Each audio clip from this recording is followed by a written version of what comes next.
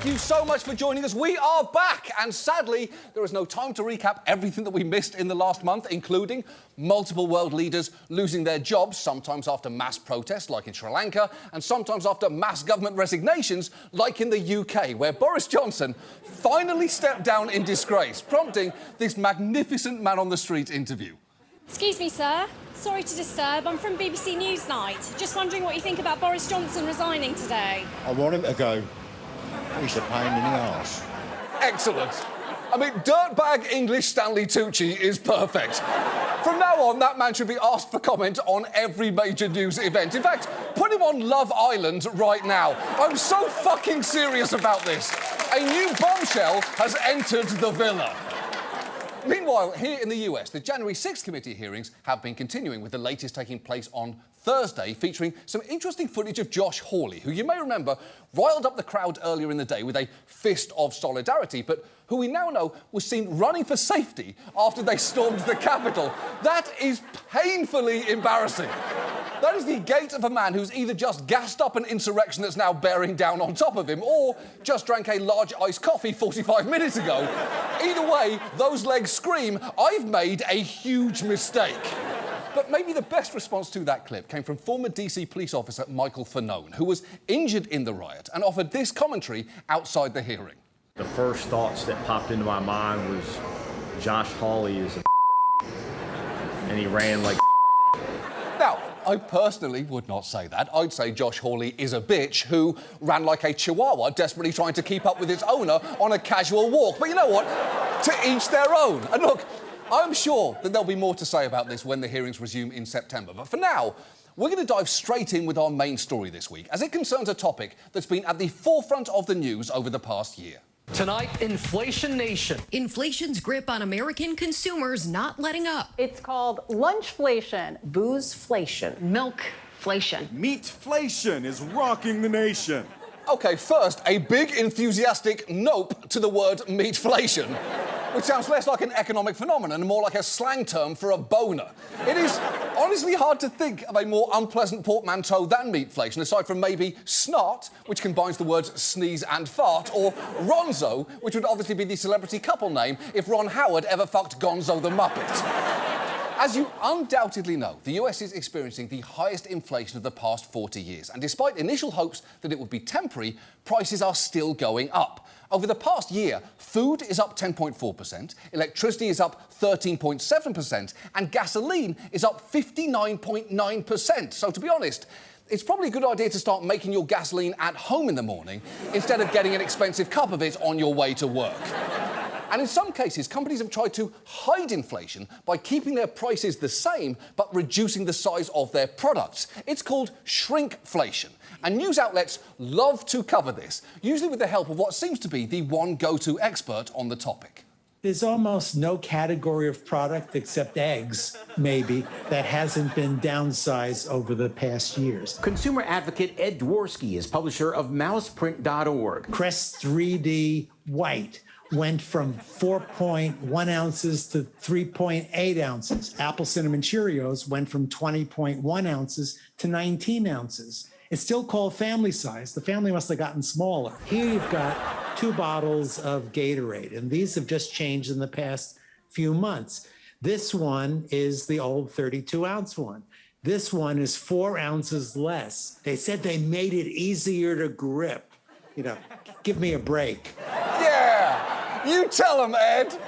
I love everything about that man, from his website, mouseprint.org, which is somehow not an online literary journal for writers who happen to be rodents, to his electrifying delivery of the word eggs, to his utter refusal to tolerate even the slightest amount of bullshit from Gatorade. But whether it's inflation, shrinkflation, or meatflation, rising prices are clearly a problem. Although hourly earnings were up 5.1% over the past year, overall wages fell by 3.6% when adjusted for inflation. And for those on fixed incomes or tight budgets, like students and retirees, inflation is especially difficult to handle and can amount to a life overhaul. Patty Byther just unretired and got ready for her new part-time job. I thought I was done. I had worked it all out financially that, I could afford it. With prices soaring, her retirement lasted 10 months. These are my fuel bills. In 13 months, it went up $150. Correct. My safety net is just gone. When do you see yourself retiring for real? I don't really see a time when I'll be able to retire again, or entirely again, which is sort of annoying and sad. Yeah, that is putting it lightly. It must be so frustrating to retire, think you're done, and then have to go back to work. That is the absolute worst case scenario of retirement, other than, of course, moving to Florida. So, given that it is hurting so many people right now, tonight, let's examine inflation. What caused it, what we've done to address it so far, and what could happen next. And let's start with how exactly we got here, because you've probably heard a lot of explanations flying around.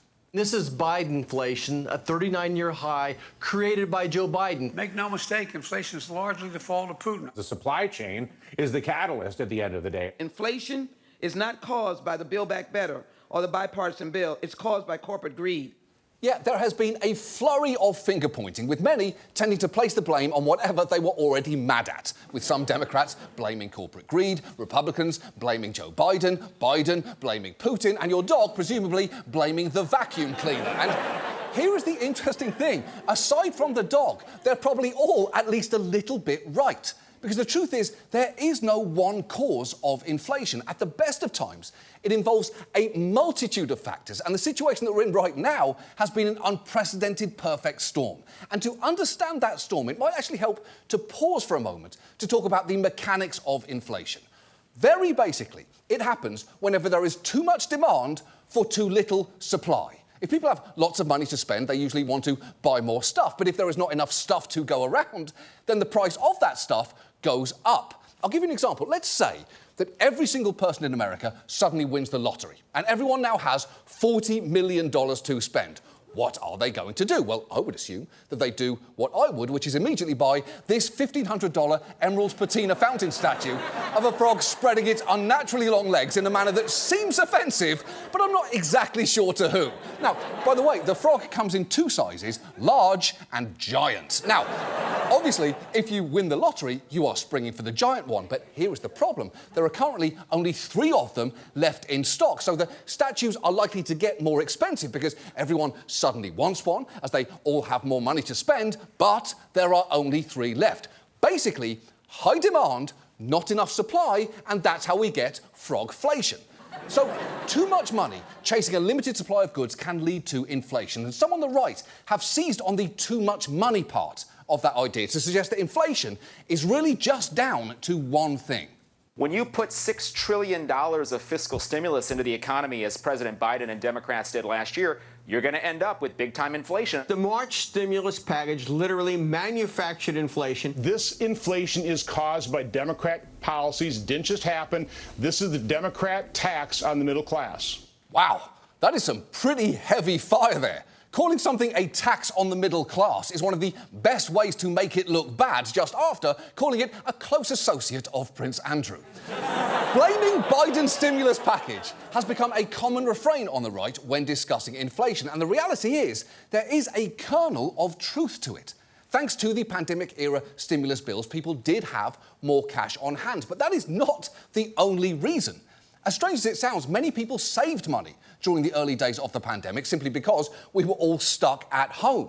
By one estimate, households actually accumulated $2.5 trillion in excess savings during the pandemic. And to the extent that people were spending money, it mostly wasn't on services like flights or hotels or restaurants. Instead, it went to goods like furniture, appliances, or, I don't know, some steamy watercolour rat erotica. I'm just describing what most people did in 2020.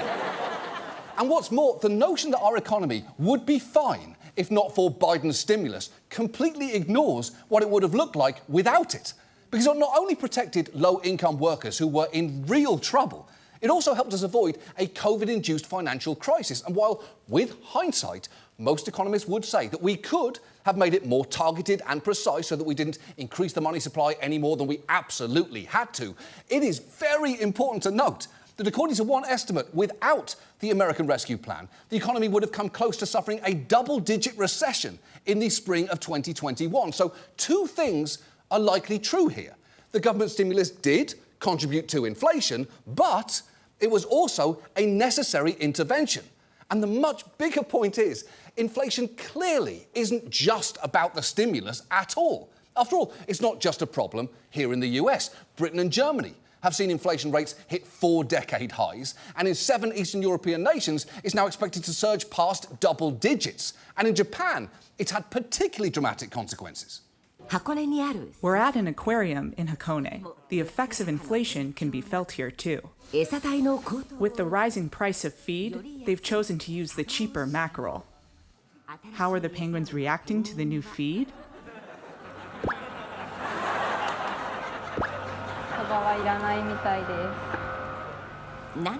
She tries to coax it to eat.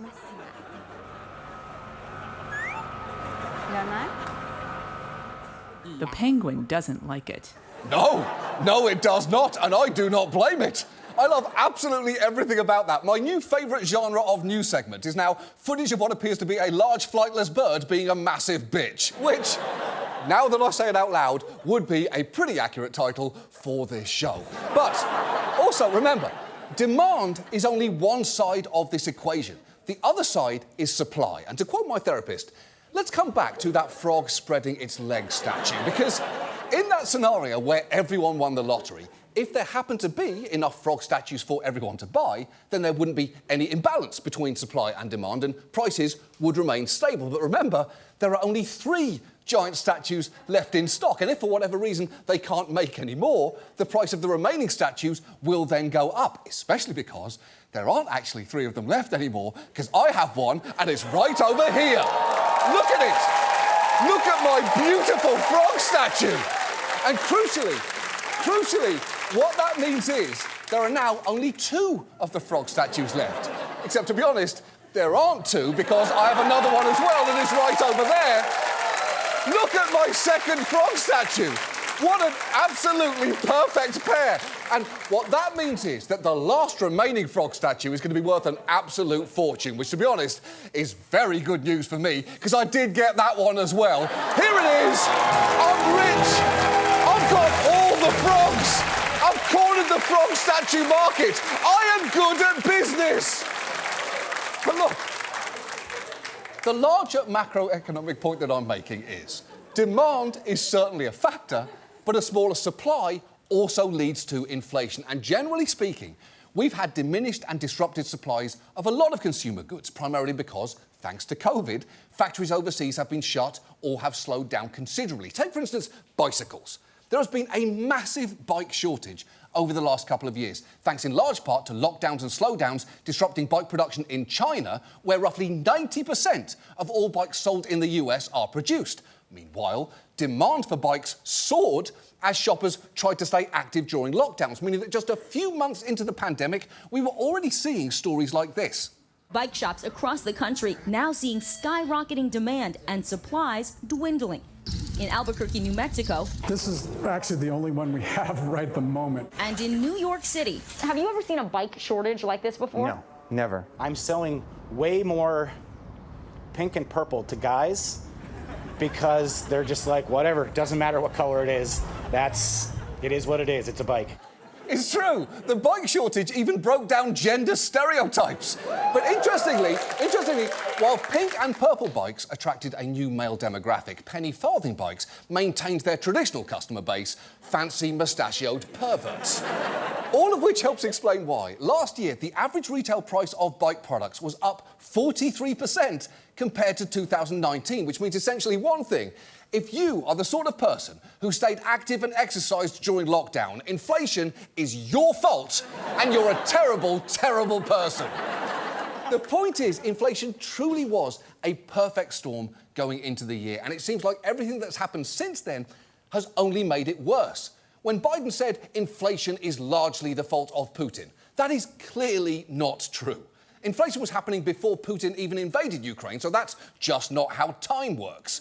What is true, though, is that Putin definitely exacerbated the problem. The invasion of Ukraine greatly impacted food and fuel prices as the world cut off its oil purchases from Russia, driving gas prices, which were already rising, up to outrageous levels, perhaps best summed up by this guy.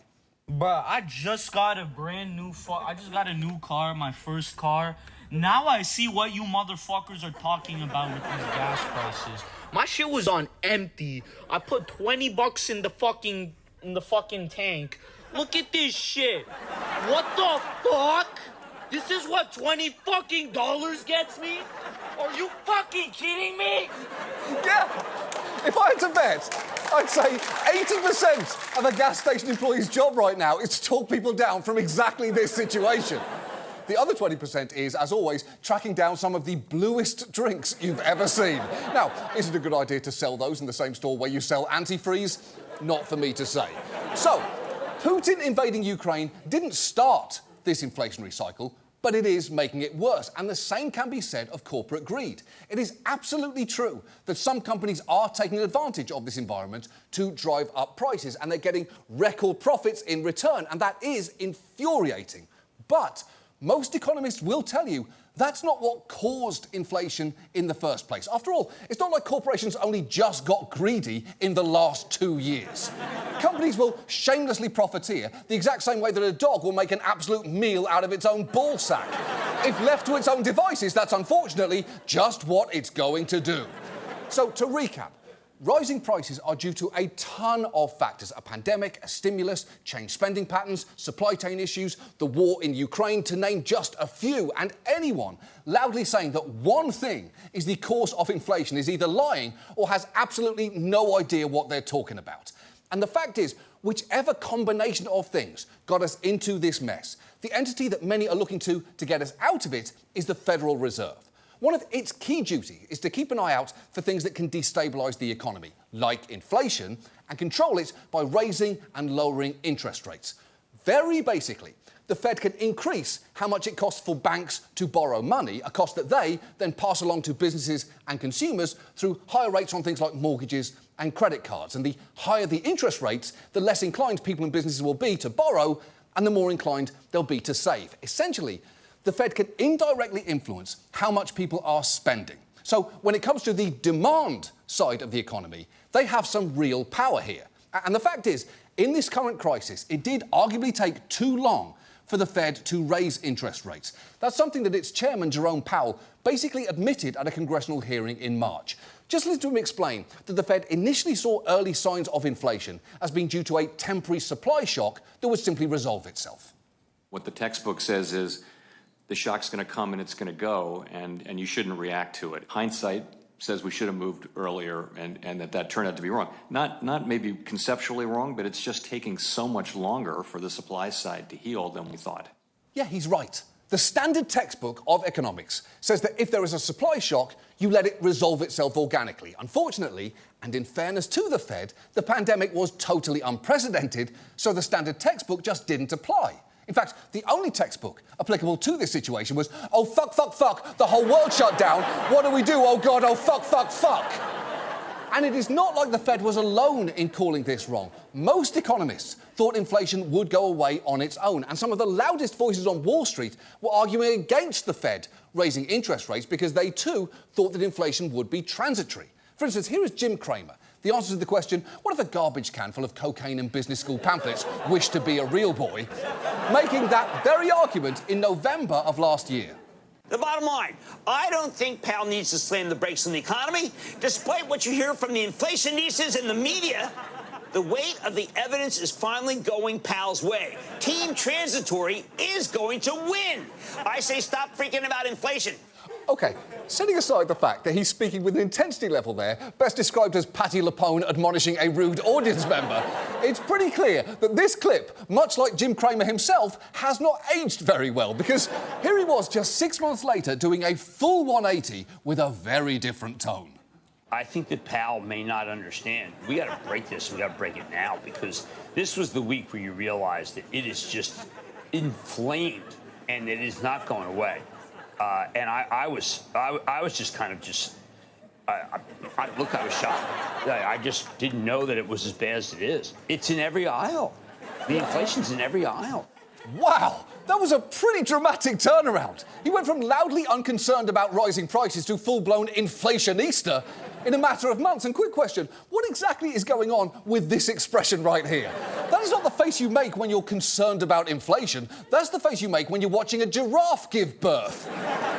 The fact is, a lot of smart people and Jim Cramer read this situation wrong, and there isn't really a roadmap for what to do next. As one Wall Street Journal columnist has said, economic models that worked for decades broke down during the pandemic, and alternatives have yet to emerge. Now, one thing that would really help is if we knew the extent to which this is a supply or a demand problem, if it's more about too much money or not enough stuff. Because if it is too much money, the Fed can impact that pretty easily. What they'd want to do is raise interest rates significantly enough to curb spending and slow growth, but not so aggressively that it would then trigger a painful recession. But if it's about not enough stuff instead, if the major issues are things like supply chain disruptions, the effect the Fed can have is drastically reduced because the Fed can't stop the war in Ukraine or open factories in China that are closed due to COVID. I suppose Jerome Powell could lead an army of economists into Luhansk, but I'm not sure anyone wants to see that, and historically, that hasn't been the Fed's role. So the question of whether inflation is caused more by supply or demand basically determines how much influence the Fed has to improve things. Unfortunately, even economists don't really agree on which is the bigger driver here. Meaning the truth is, inflation may not be fully within our control right now, which isn't to say that Biden hasn't been out there promising to combat it and showing empathy for Americans who are struggling, sometimes in the weirdest way possible. I want every American to know that I'm taking inflation very seriously, and it's my top domestic priority. I know you got to be frustrated. I know. I can taste it. No. Never say that again. That may have been the single grossest thing I've ever heard come out of Joe Biden's mouth, and that is saying a lot, because I've heard the stuff that he used to say in the 1970s. But to be fair, I do get why Biden is taking this approach. Americans view inflation as the top problem facing the US ahead of the midterm elections, ahead of every other calamity facing the country, including Ezra Miller. And there is an argument for trying to raise public confidence. Once an inflationary cycle starts, simply the expectation of it can keep inflation going. For instance, as the cost of living rises, workers might demand higher wages to cover that, which in turn raises the cost of labour, leading businesses to charge higher prices, leading to still more inflation. It's basically a vicious cycle. That is why the worse our inflation expectations are, the worse it can get. And that may help explain why the Fed, albeit late, is now taking some big steps. It recently enacted the biggest increase to interest rates since 1994, and it's all but certain that it will raise them again next week. Meanwhile, Jerome Powell has been trying to reassure people that the Fed has things under control, although he has also notably gone from talking about trying to engineer a soft landing for the economy to something slightly different. So I would say there are a number of plausible paths to having a soft or, as I've said, soft-ish landing. Oh, so we're aiming for a soft-ish landing now, are we, Jerome? The thing is, ish isn't exactly the most reassuring suffix to hear when you're discussing something so serious. There is a huge difference between a surgeon telling you the surgery went well and it went well-ish. And look, I don't know where things are going to go from here exactly. I am not a monetary policy wonk, even though my clothing, glasses, haircut and general vibe would strongly beg to differ. Although, for what it's worth, there have been some small encouraging developments recently. Among other things, gas prices have been dropping and long-term inflation expectations recently ticked down after the Fed's intervention. Most economists now expect this wave of inflation to pass in a year or 18 months, although that is by no means certain, and importantly, that's an incredibly long time for those suffering the most, because for all of our discussion tonight of supply and demand curves, it is really important to remember that inflation's effects are anything but abstract for those that it's hitting the hardest, like this woman describing shopping with her kids. They see it, like when I'm in line and I'm calculating in my head and looking at my groceries, right? Like literally, I have my calculator out, doing the tax and what is this going to come to? Or I'm putting things back as we get closer in line, and my oldest daughter is looking at me and then she's putting something back and it just breaks your heart a little bit. Of course. Kids shouldn't have to worry about putting food back on the shelves because they can't afford it. Kids should do what they are meant to do at the grocery store, go over to the big bin of rubber balls that are inexplicably sold there and cause absolute mayhem. So the next year is likely to be very hard for a lot of people, which is why what we should definitely be doing right now is helping them. One of the best ways to help low-income families would be to pass a refundable child tax credit for those who need it. And I know that that might be hard, especially in an atmosphere where government spending is being blamed for fueling inflation, but it could be narrowly targeted while also fully offset with higher taxes on higher earners. We could also expand rental assistance, something that economists say would have a minimal impact on driving inflation further up, while also keeping people in their homes. Look, things are obviously pretty bad right now. Families are struggling, penguins are pissed, and Jim Cramer looks like he just shit himself. And there is still a lot of uncertainty here, but there are also two things that we do know for sure. One, it's going to take a difficult combination of monetary policy, supply chain recovery, and time to bring supply and demand back into alignment. And two, that if everyone does win the lottery in the future and does suddenly want some frog statues, I just made the smartest investment of all time. I am the Warren Buffett of frogs. And now, this. And now, local news reacts to the consequences of global warming exactly as expected. As hip-hop sensation Nelly once said, it's hot in, so hot in here. But just how hot is it, Elizabeth? It is so hot outside. Carson, how hot is it? It's so hot, I bought a loaf of bread, Chase, before I got home. It was toast. It is so hot, I saw a dog chasing a cat, and they were both walking. It's so hot yesterday, I saw the devil sitting by the AC. How hot is it? I almost called my ex-girlfriend just so I could be around something shady. How hot is it going to be, Mark? I think I'm going to see a chicken lay an omelet. My ex-girlfriend's heart is melting. Adam and Eve are going to trade their fig leaves for ice cubes. London is so hot. How hot is it? They're canceling flights today, and he says they're doing better in Spain, where it's 90 degrees today. Yesterday, he said it was 97, humidity around 100%. Moving on. Before we go, a quick update on something that we mentioned during the break, specifically dolls. The single weirdest thing to bring to a job interview. I went to UNC, but Liliana went to Tulane. Over the July 4th weekend, we released a web piece about the fact that certain creepy dolls have been washing up on a particular stretch of beach in Texas, and each one of them is a legitimate horror show, from Green Pirate Baby to Nightmare Ghoul Baby to Barnacle Baby 1, 2, and 3. Honestly, I now see these demons everywhere. In the mirror, suddenly there's a doll behind me. In these stunning, humbling images from the James Webb Space Telescope, another doll. Look, I'm 45 years old. I've encountered a wide breadth of emotions, but not until I saw these things did I experience the feeling of being hunted. And I will say, it seems like the local news in Texas did appreciate us giving their plight some attention. This is a little creepy. It's happening along the beaches in South Texas, and while, you know, anything can wash up on shore, these dolls are really turning heads. Recently, the trend caught the eye of HBO's John Oliver, who offered up his own solution for what he calls the demon dolls. Burn them! Burn them now! Yeah, I said that, and you know what? I stand by that sentiment. Although, to be fair, our idea wasn't just that the dolls should be burned. It's that the coastal reserve that keeps finding them should sell them to us and allow us to find an appropriate way to dispose of them. So we offered $10,000 to their turtle hospital if they sent us every remaining plastic beast that they had. And apparently, they got the message.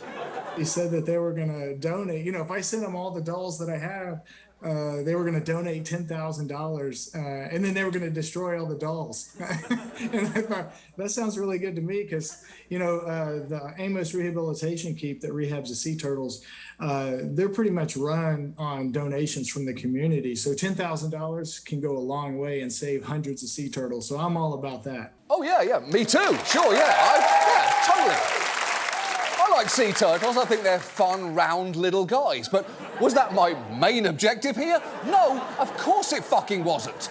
This was mainly about saving the planet from the heinous scourge of these plastic beach demons. Anyway, we began a correspondence with that man, including at one point him sending us this photo of the available dolls, which is really bad. That's just a really bad way to do things. A bucket is the single worst place to keep these dolls, other than at a hospital in bassinets right next to real babies. But we kept up our end of the deal. We sent the turtle rehab the money, and in return, they sent us the dolls. Now, we were actually on break when that happened, so one of our staff members had them shipped directly to her home, meaning that she had, in the place where she lives, this box. And you know what? I take it back, the bucket was actually fine. This box is a much worse place to keep them. But the fact is, we are now in possession of this large bucket full of my worst nightmares. This may be the single creepiest thing that has ever been inside of this building, which is really saying something because Charlie Rose used to work down the hall. But before we get into what we are going to do with them, we actually have a second quick update for you, because you may remember that we have another outstanding offer on the table. Back in June, we discussed this giant Australian banana, which was installed in the city of Yarra in Melbourne as part of a city council project to slow down traffic. But it was sadly removed after someone vandalised it with a saw. Now, there was some controversy over the banana, especially because Yarra apparently spent $22,000 on it. So we offered to buy it for $10 plus a $10,000 donation to their local food bank and a $5,000 donation to the John Oliver Koala Chlamydia Ward. But that's not all. That's not all. We also offered our giant alligator giving the finger statue as a replacement for them. It was a pretty good deal, and you should know, we actually just heard back from Yarra. Hi, John. I'm Sophie Wade, the Mayor of the City of Yarra in Melbourne. We were thrilled to receive your offer to provide a home for our beloved yet beleaguered banana statue. After much consideration, however, we must decline your offer. Public art is an investment in local artists, the community, and the vibrancy of our streets. So it shouldn't be privatised and kept in an office. OK, first, I wouldn't call this public art so much as I'd call it the final boss in Donkey Kong, but let's agree to disagree there. But second, that was obviously very disappointing for me to hear, although she did have a follow-up suggestion. We would love to offer your belligerent alligator a new home here in Melbourne. We know you'll be disappointed about the banana. Who wouldn't be? So as compensation, we will name our polystyrene recycling machine after you. It turns trash into treasure, makes a lot of noise, and nerds love it. So it seems fitting. We hope our counteroffer is appealing. OK, first, solid burn. Second, don't particularly care for the pun. And third, now we're talking. Because before watching that video, I didn't realise that I wanted my name attached to a machine that vigorously churns out a substance that looks like someone just stuffed Snoopy through a sausage maker, but it turns out I want it very badly. In fact, I now have a counter to your counter offer, because to be clear, I am not offering you my alligator statue anymore. That went off the table as soon as you denied me the banana. No banana, no alligator. But I am still willing to send $10,000 to your food bank and $5,000 to the Koala Chlamydia Ward if you name that recycling machine after me, and this is non-negotiable, you take this bucket of hellish dolls and run them through your machine to destroy them forever. I can think of no better way to rid the world of this menace. And if you are sad that you're not getting the alligator, don't worry, I also have a consolation prize, because I will throw in these 3 glorious frog statues, which will only appreciate in value. You have exactly 1 week to get back to us. I await your response with interest, Yarra. That is our show. Thank you so much for watching. We'll see you next week. Good night.